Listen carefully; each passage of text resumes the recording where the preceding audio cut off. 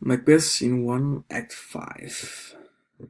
The act starts with Lady Macbeth in Macbeth's castle, reading a letter sent from Macbeth himself.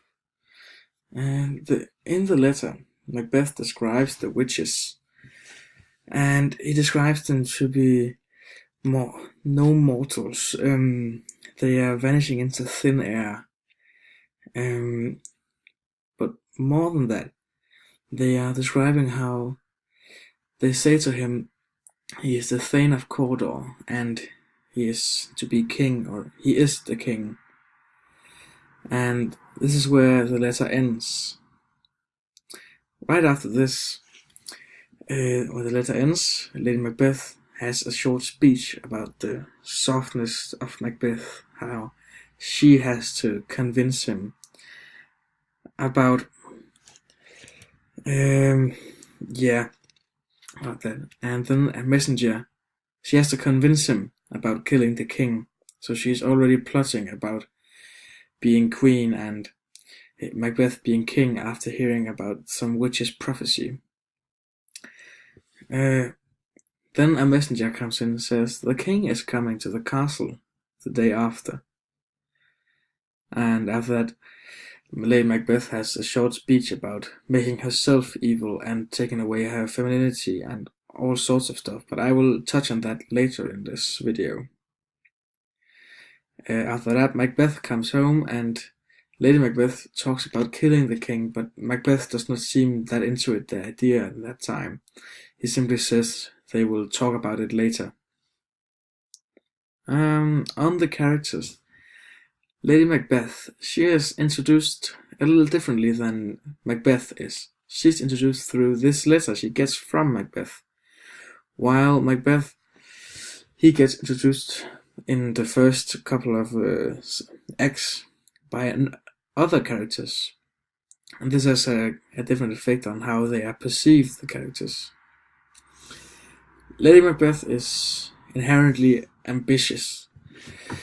Right after she gets the letter saying how about the prophecy in which Macbeth will be king, she of course comes to the conclusion that she will be queen, and she begins plotting the murder of the king so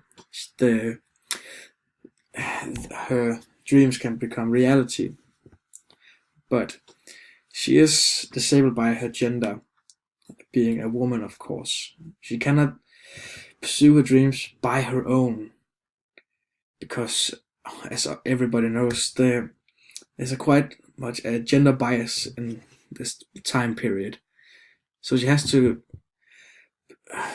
perceive her dreams through a medium, get to her dreams through a medium, and that medium is a husband, a man. She does that by being manipulative, by convincing Macbeth, talking into his ear, slowly getting into the idea of killing the king. Later in the the play, she is consumed by guilt about what they've done, because of course at this time they have killed the king and they have become king and queen. She gets all these weird dreams and she constantly washes blood off herself, and it's heavily insinuated that she commits suicide at the end, but we don't actually know. Macbeth, he's the Thane of Glamis, and our first impressions of him, as I said before, is quite good. He seems like the ideal king. He is brave in battle, he seems fair, and this is all because he's described by other characters who've seen him or know him in the first couple of acts. Yes, of course, and he's this general in battle and shows bravery. But that change later after he meets these witches. The witches tell him he is the Thane of Cawdor and he is the king, but how could that be? There's already someone else that is the Thane of Cawdor, and there's already, of course, someone else that is the king. But when he learns about the Thane of Cawdor, that he actually is him, because the other one betrayed Scotland, he gets this overwhelming feeling of ambition. Now it has to be true that he's going to be king. But there is also a self-doubt about the way he's going to be the king, about the way that he's going to kill the king to become the king of Scotland. And this is where he needs that bit of persuasion or manipulation from his wife, Lady Macbeth. And as we see later in the play, he goes insane bit by bit, doing more cruel acts than before, killing little kids and his best friend Banquo. And I didn't know what to call this in English, so I just said sproglige virkemidler. And in line 38 to 54, there's a lot of things to comment on. And the first thing I noticed is that Lady Macbeth wants her femininity taken away, and I have several points to show this. And this is because she does not believe that her gender holds her back from doing the deeds to become queen. Because she is a woman, she cannot kill someone, or kill the queen, for example. It's just in her feminine nature. And so one of the first lines is "unsex me here." And that refers to, she talks to some evil spirits that she says, "unsex me here." Basically saying, take my gender away. Make me become a man. At least in a symbolic way. And fill me from the crown to toe, top full of direst cruelty. Fill her with evil, so she can do this deed, and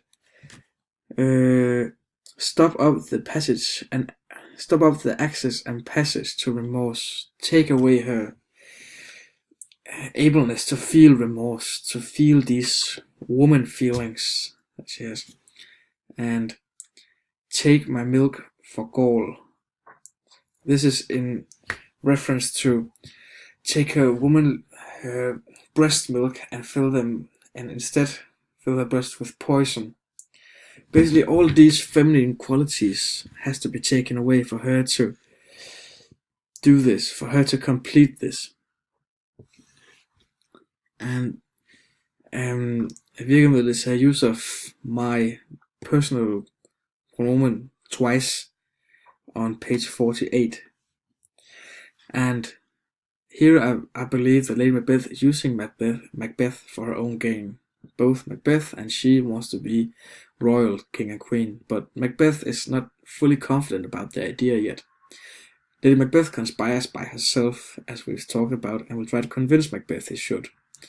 And this is what I take from this. It is all her plan. Macbeth, he is so unsure about this, but he is manipulated into it by Lady Macbeth out of her ambition. And these echoing words of the witches that she says the words of the witches on page 49, line 54, and this great glamours worthy Cawdor. This is just to signify the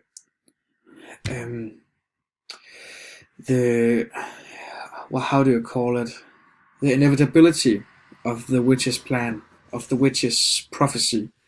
He became the Thane of Cawdor, so why should he not become the King of Scotland? This is what bangs home for Macbeth. And then the rhyming couplet at the end of the scene.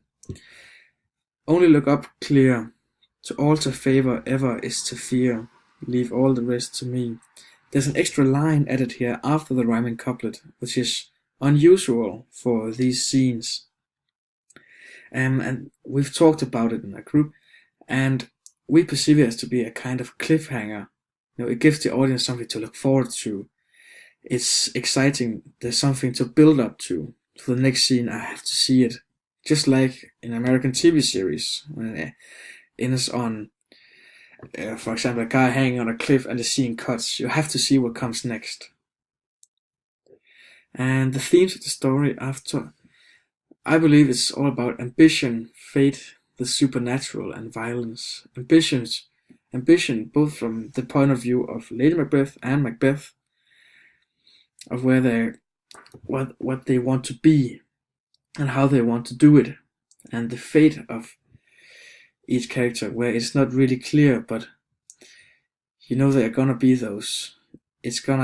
There's a set fate for everyone. The supernatural with the witches, and the violence of Lady Macbeth. And that was it. Thank you.